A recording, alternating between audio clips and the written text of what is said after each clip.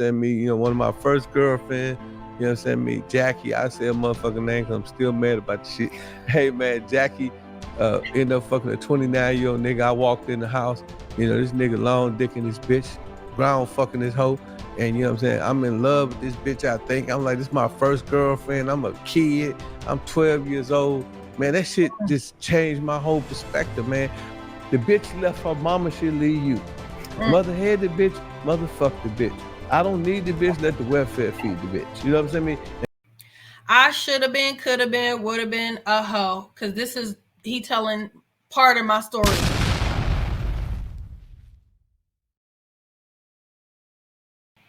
And in one hand, it's $100. The other hand, it's $1 bill. Pick the one you want. She pick it, $100 bill. She said, "Oh, how you think she picked it?" I said, "Cause it was $200 bills." You know what I'm saying? Now she, now I got her talking like, and she's smiling. You see what I'm saying? You got the, out of body experience, man, is thinking. Yeah, you thinking outside the box, and that's why we call them squares, because they thinking inside the box and can't break out the box. I got a question from from my live today. They wanted to know your opinion. What's the difference between a Mac and a pimp? Well, a pimp, a real pimp, a real pimp, he pimp for the soul. So what that means is that, he don't give a fuck about the money. He don't give a fuck about the pussy. He don't give a fuck about no kisses, no love, and none of that shit. He just care about, look, bitch, I'm a pimp and I want your soul. A real pimp gonna pimp for the soul, meaning that he's gonna control, he won't control. He wanna control that whole soul. Because you control the soul, you control the money, all that shit follow. That's a pimp's duty, is to get in his head. And you ever see bitches, man, you're like, hey, mom, what you doing out here? It's 3:00 in the morning. I can't go nowhere. My daddy don't play that shit. He's so far in the head that the police can't get it off the street. Her mama can't call to get off the street. He got a soul. You know what I'm saying? That's the difference. Now, Mac, you understand me? He got a little bag over here. You understand me? He got a little business over here. He doing a little real estate. The bitch, he don't need the bitch soul. He just want the money because he like taking the money and he like the way it make him feel. He like, nigga, I'm a real Mac. You know what I'm saying? I got this whole breaking and stuff. You know what I'm saying? It's a difference. But a pimp, he ain't going for that shit. A real one. You know what I'm saying? A real pimp, you know what I'm saying? He don't pimp with his dick head. He pimp with his big head. He ain't tending the zipper. You know what I'm saying? He ain't gonna make no deals. He ain't fucking with Marty Hall, none of that shit. That's a real pimp. Very few niggas get to that level. You know what I'm saying? The reason why I was a real pimp, because I met a real pimp named Pimpin Pope in prison. And I said, what the fuck you doing here in prison? I was a little young wild nigga knocking niggas out and shit, being prison type nigga, you know what I'm saying? And he said, man, cause dude, Sam jumped on my car and I shot him out. And so I said, man, I got one question for you, man. I said, man, I had hoes because I had Dirty Red at 16. So, I had my first hoe at 16. I said, man, man, what is the secret to pimping? He said, ain't no difference between an inner pocket hoe and an outer pocket hoe. He said, man, you got to have you have a triple bypass. You got to have all the sympathy removed from your heart.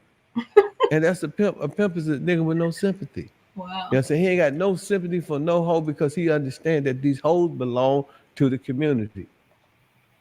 This is so crazy. I just my husband recommended this video, so I'm watching it, and it's so interesting to hear this pimp speak about why pimps are pimps, what makes a pimp a pimp. He said they want the whole soul. That's so crazy. That's why, ooh, Lord Jesus, you better know the Lord, because it's people out here that want your soul, honey, for they be your God, Lord Jesus. The bitch left her mama, she'll leave you. Mother had the bitch, motherfuck the bitch. I don't need the bitch, let the welfare feed the bitch. You know what I'm saying? And that's how a real pimp think. So when you see a nigga, you know what I'm saying, the bitch get out, he riding around, he might have the Phantom or the Rolls Royce or the BMW or the Benz, and like, what's wrong with this nigga? He looking, asking the nigga, hey man, you seen that bitch? You know what I'm saying? That nigga there, he ain't got no pimping with it. So tell me, because there's a lot of dudes on here, and I get it in my messages all the time, what do you tell these dudes who really ain't got a lick of game in them? They damn near 30 years old, 25, 26, 27, and they infatuated with the game. They infatuated with your DVDs. They infatuated with who you used to be in the game. What would you tell them they trying to get into the game right now with no instruction, no mentor, no nothing? What would you tell them? Hey man, keep on watching Michael Jordan, man. The 2-3 of the P. Hey man, hey man, I'm like Michael Jordan. It's a good game, man. This is the best show in town, man. The Pimpin. So they love it, man. The squares love it, man. Everybody love it, Would you man. recommend them watch it and love it from the Well, sidelines? what I'm saying, man, to all you squares out there who think you could, read a book or look at a Pimpin Kid DVD, man, this shit got to be in you, not on you. Hey man, you got to been through some trauma, man. Hey man, I was molested at 3 years old by my babysitter.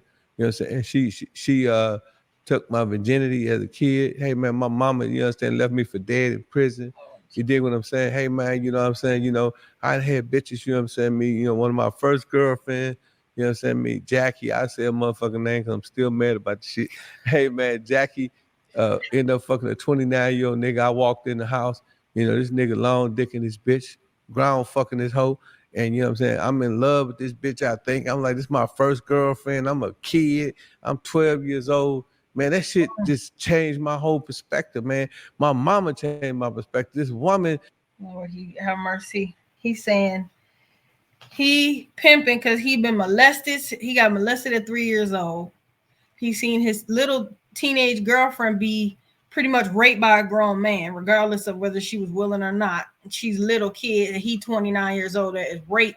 There is so much trauma in people's lives. Lord have mercy. There is trauma. People is out here being raped and molested, but they making the best of it. I guess they doing what they can with what they got. I guess I don't know.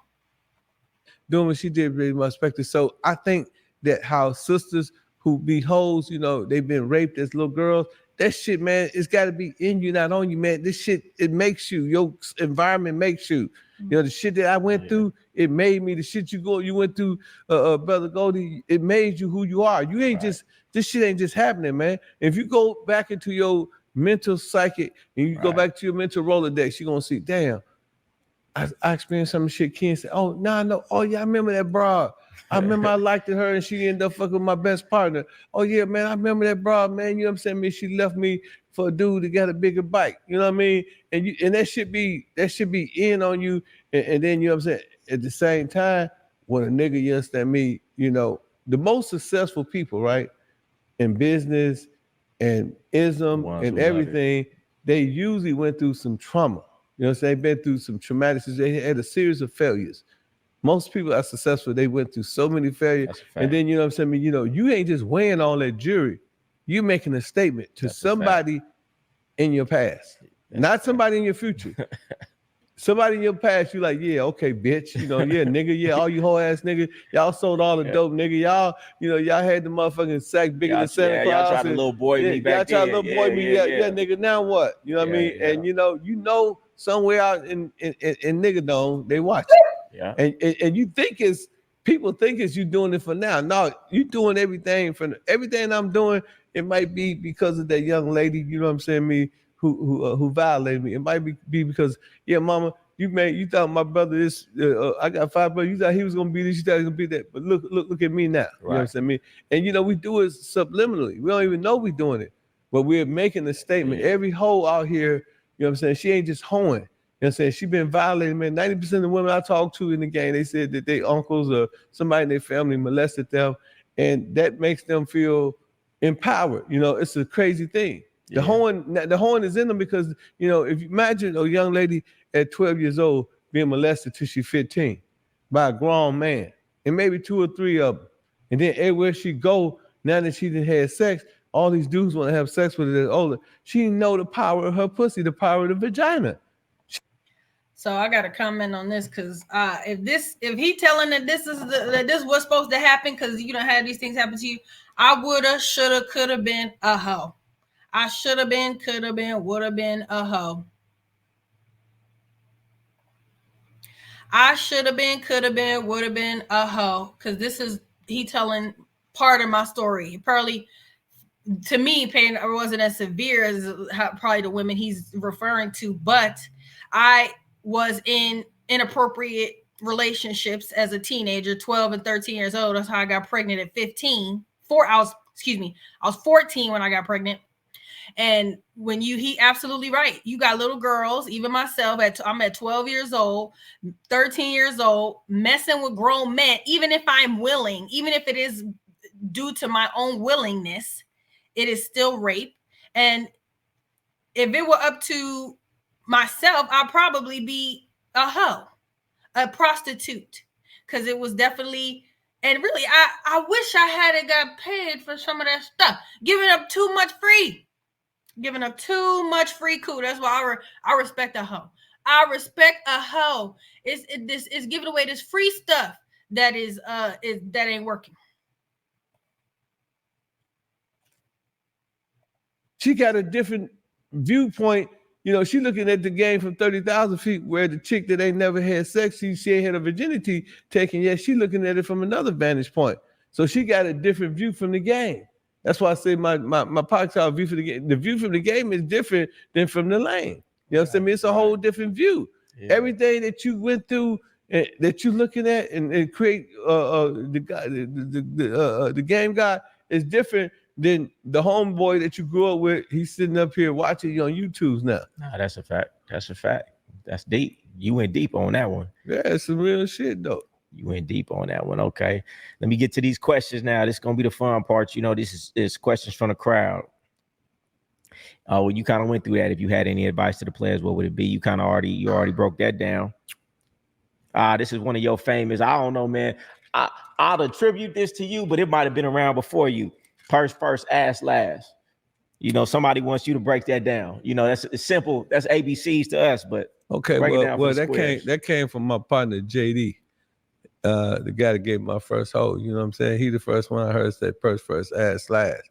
And you know, we started off young. We had our first holes at 16. So you know what I mean. We didn't know what the difference was. First, ass, last. So, Jay would be like, yeah, man, it's first, ass, last, man. Kid, we can't be fucking these hoes, right? And I'm like, nigga, what you mean? They are hoes. You know what I'm saying? No, we can't be fucking them. You know what I'm saying? And he stood on that. And, that was something that my first chapter, and JD was the first one that ever told me that. And I learned that at 16. So I ain't hear from no other pimp. I heard it from a nigga my age. Okay. My partner said it, and then ever since then, man, it's been purse first, ass last. If I'm gonna take a chance, I want my money in advance. If a bitch think I'm handsome, she got to pay a pimp ransom. You know what I'm talking about? Hey, bitch, you know what I mean? Sock to my pocket like a rock, drug out the cock and put in the pimp sock. That's how, that's how it was, and that's how I would kick it every day. And it wasn't nothing personal. After a while, like, dude, let me tell you something. We all creatures of habit, right? So when you're young and you're a baby, right? You don't know how to walk, right? Right. So after you walk, it ain't no baby steps no more. It's subliminal. Yeah. It becomes habit. Yeah. When you eat with a fork, it's a habit. So we are creatures of habit. The ism is habit too. If you do it all the time the same way, it's gonna come out all the time. Just like you walk the same way, you eat the same way, you're gonna pimp the same way, you're gonna be a sucker the same way, you're gonna be a faggot bitch the same way. Right. You know what I'm saying?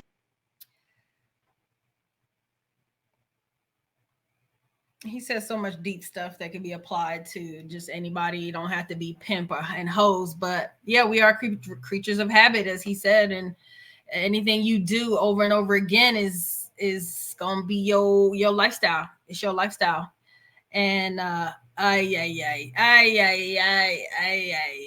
Dios mío, I can't even imagine being a hoe.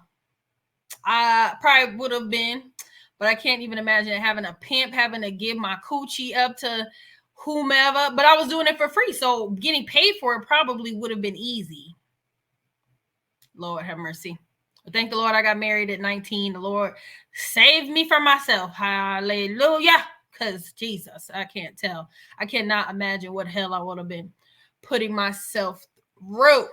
So, Lord, I hope y'all enjoyed that. I hope y'all got some game from that. Don't let your past determine your future, folks. That's what he talking about. He talking about when you done been through trauma and you done had your vaginal area abused and misused, or you a male and you've had your anal and or your penis used by men or women. He's saying that this is what your path is, more than likely, and it don't have to be. It don't have to be. I don't care what done happened to you. I know people that have been raped and molested, and they ain't going that route.